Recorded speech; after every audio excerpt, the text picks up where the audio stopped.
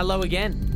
If you haven't heard the first episode, go back and listen to it if you want to know who we are. But I'm Angus O'Loughlin. I'm a radio guy, but for right now, I'm a podcast guy who wants to know more about wine. And I'm joined, my co-host, Carlo Santos, a Master Sommelier sitting across from me with a bottle of Riesling in his hand. How are you, mate? I'm very good, Angus. I'm very good. Excited to be back here. Let's taste this. I'm very excited about it. So if you listen to the last episode, or maybe you followed us on Instagram at Got Somme, then you know the first bottle of wine that we are about to open is the 2021 Jim Barry Watervale Riesling. It's a really young bottle of wine. You chose this. Why did you choose this particular bottle? I chose a Jim Barry Watervale Riesling because it's a very classic wine region for the grape variety, Clare Valley, South Australia, in the Mount Lofty Ranges, and then also because it's a Jim Barry, so it's a family-owned producer. So all the family actually literally still works in the vineyards and making the wine. So I thought that was a very nice start Mm-hmm. to this project. And not only is family owned, but they also a very very nice down to earth family. I've been up there a few times, and I just felt like this was right to do. The right Since bottle. we have to, yeah, that's right. Question for you. Does buying young wine act like an investment? So would this 2021 wine that we bought for $18 in 5 years be worth $45? No, not necessarily. I think with this type of wines, I think in order to be a great investment of that scale, I think he has to be something more mature, as in older vines, as in the top vineyard of the producer. So I feel like this bottle of wine, and without knowing exactly what's inside, Mm-hmm. because I have not tasted this before, and I've never had a chat with a winemaker about it. But by at $18, 2021, this is something that you want to. This is something that you want to crack open today or tomorrow, up to say 3-4 years. Yeah. But after that, I think it's not. It will never really increase the price of the wine as such. This is going to be our first bottle of wine. It's funny because we have no feedback yet. So we have our Instagram at Got Somme. We'd love you to send us a message, comment on our post, maybe DM us, and just tell us where you're listening, because I've romanticized the idea in my head that people are going to be, with their partner, their friends, their roommates, whatever, or by themselves, opening the bottle of wine at the same time so that we all experience it at the same time. That's kind of where this idea came from. But someone also might be, you know, being clever in the way and picking it up from the bottle on the way home, going home to their partner, friend, roommate, and pretending that they're this wine connoisseur and passing all this information that you're about to teach us, Carlos, and all their roommates going, "Wow, when did Jess, when did you become an absolute superstar in wine?" I've learned a few things. Anyway, we'd love to know where you're listening as we crack the first ever bottle of wine on Got Somme. Let's do it. Historical moment. I mean, we're going to have to talk about cork versus screw caps in the future. Eventually. I think it's a good topic as well. All right, so Carlos has poured me a little glass.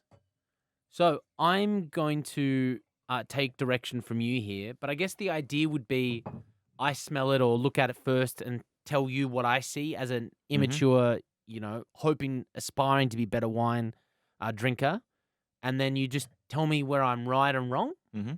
Sounds good. Sounds good, Angus. So where do you want to start? Well, I guess first things first is the moment we pour the wine into the glass, you can notice, the color straight away. It's like super pale, pale straw, really, and really light yellow, and you can see like some green reflections. If you pay attention enough, green reflections. So I can. Yeah. So this just shows how tart and green and fresh the wine is. And so new, right? New, yeah. There's no aging whatsoever. If you were to produce this yourself in your own body, you would be a well-hydrated person, basically. This is no deep Chardonnay waking up after a big night on the booze. No, definitely not. Okay. So another thing, if you let the glass sit there for 10 seconds, you see how it forms bubbles straight away at the bottom of the glass. So this also shows, young youth, and also kind of some dissolved CO2 into the wine. So this is just proves how young the wine is. Next is Next, we move onto the nose. So when you have a good nose on the glass, you gotta first access fruit, okay. So fruits, and then we go on to floral, and then we access if there's any spiciness, any oak aromas, and finally any other notes that sometimes petrol can be an indicator. Petrol. Petrol, but that's more in aged Riesling. This is so I was gonna young, say, it that's won't. moonshine. All Yeah, right. no, this won't be showing that. But let's start with the fruit. Wow. What type of fruit do you get? Is it I smell, and I promise you, I smell this. My mum's apple tree in the back garden. I do not know. You've never been to my mum's No, house? not Oh, well, yet. that's actually a good sign So, because you're very handsome and she's very single. But my mum has her apple tree, or at least when I left when I was 18, it was just bearing fruit. So the apples uh-huh. were really quite small and tart, and so mum would turn them into apple pies Okay. because they didn't have the full sweetness of sugar yet. I never been to your mom's garden. However, I love the apple, and I love how you can picture something on your head. That's really Yeah. good. That's very, very good. So I That's very remember taking a important. bite of it Yeah. and just being like, it was like kind of like, it was like sour a little bit. Yeah. Was it green apple? Was it Green yellow apples, apple? green Green apples. apples. Green apples tart, sour, like Yeah. you bite, you have the full mouth watering, yeah?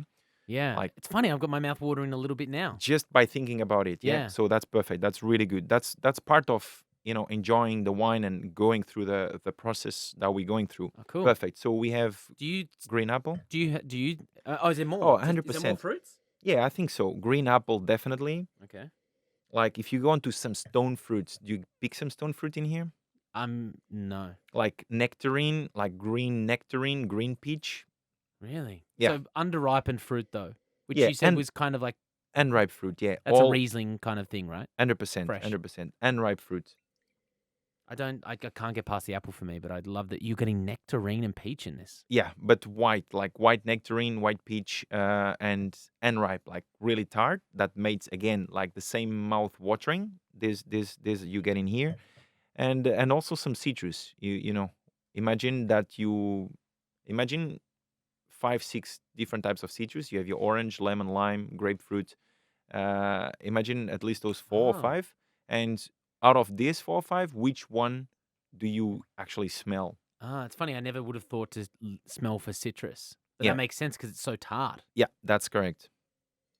So if you think of the tart citrus that are, which one do you pick? And for me, it's quite obvious Really? how Oh god. green tart it smells. For me, is lemon and lime, especially lime, like Okay. lime cordial almost, like Really? super tart, super green.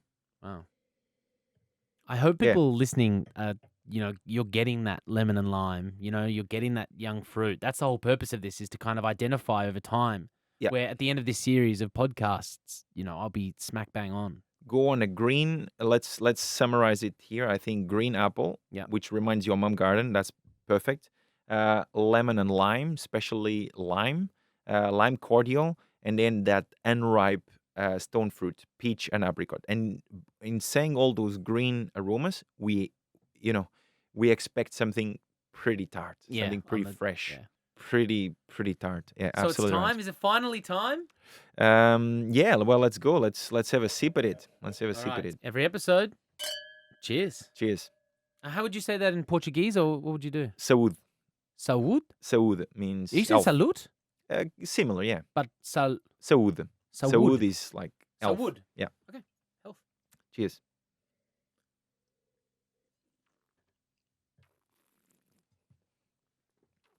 Mm.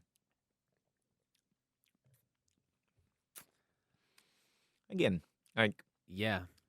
What do you it's want to know from me? Because it's not- not sweet. not sweet. Yeah. So again, perfect. That's really good. Excellent. I like the way how you thought that straight away in Yeah. sweetness. It's bitter. It is Would bitter. you call it tart, I guess? Mm. Let's be disciplined and let's go through the structure of the wine first. Sure. So sweetness, we said, Definitely not. so it is dry. So if it's not sweet, we call it dry. Ah. Dry white wine. Now acidity. Acidity is like, imagine you have a lemon or a lime and you squeeze it into your palate. You have that mouth watering. Yeah. How much of that is it on a scale? Let's say of low, medium, and high. Where are we? I just had another sip, Mm. and as it got to the underneath of my tongue, Mm.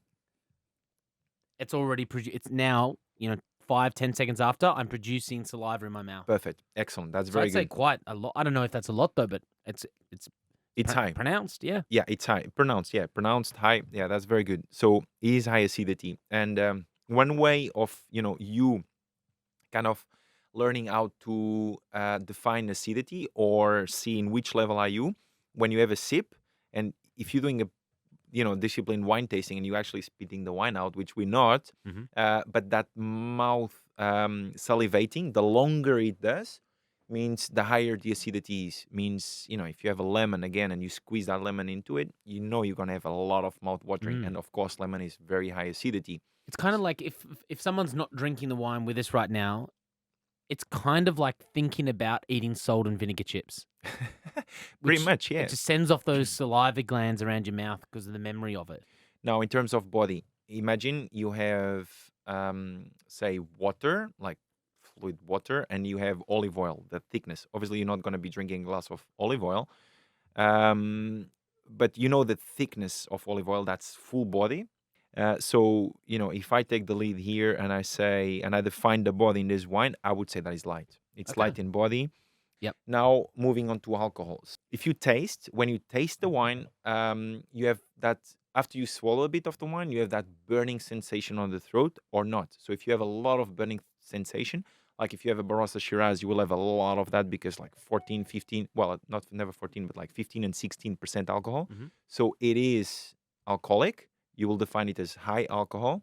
But if you have something really thin, really delicate, lower alcohol, you have lesser of that burning sensation on the back of the throat. While you were So talking, I had a sip and I don't really get like a much burning. perfect. So, you will say it's a light, yeah, you could say in a scale of light, medium, high alcohol, light alcohol. Yeah, Nice. perfect. That's very good. Excellent. And the final thing. And the final thing, well, I think it's a wine match. I mean, if you on your way to the market Love and this. getting this bottle of wine, and what are you gonna have to cook with? And just an FYI for people Um, who are listening or watching this on Instagram, you're about to get like Australia's best fine dining restaurant person pair this wine with. I think it's super important. This podcast is free, and people are going to get experience people pay thousands of dollars for. So this is going to be an incredibly cool part of and a learning as well, like why, because you're going to teach us why this wine matches with. So I'm just stepping back and so intrigued by this moment as well. It's not just about wine; it's about what this is good with. Yeah, thank you, Angus. Thank you for putting it that way. Yeah, I mean, look, it's due to its freshness, its tartness, its high acidity, greenness that we've noticed. Such a young vintage is from this same year. I can only think about, something cold, something really cold. Imagine oysters. Imagine sushi. You know, I think this would be perfect. And I can't really put my mind away from it.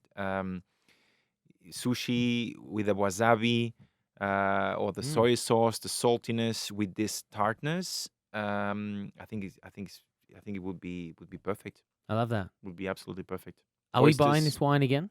Is this the best bottle of wine under $30? I think under 20 in this case. I think It's so. not bad, Yeah. right? Under 20, I think is very, very good. I think it's a bottle of wine.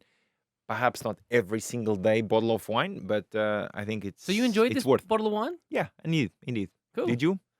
You know what? Not super for me. Mm-hmm. I don't know why though, and that's why we're Yeah. making this podcast. Well, fair enough. And maybe in fair 10 enough. episodes' time, I'll be able to tell you why I didn't like this so much. Yeah. But I can't wait to learn. Thank you very much, Carlos. Cheers. This done. is hey. Is this bottle of wine now a tax deduction? I don't know. We're not making any money on this I think podcast. so. I think so. I think you think got to so. make money I think before so. you can try and claim any Yeah. money. Until the next Well, episode. Cheers. Cheers, mate. Yeah. Oh, salud. Salud.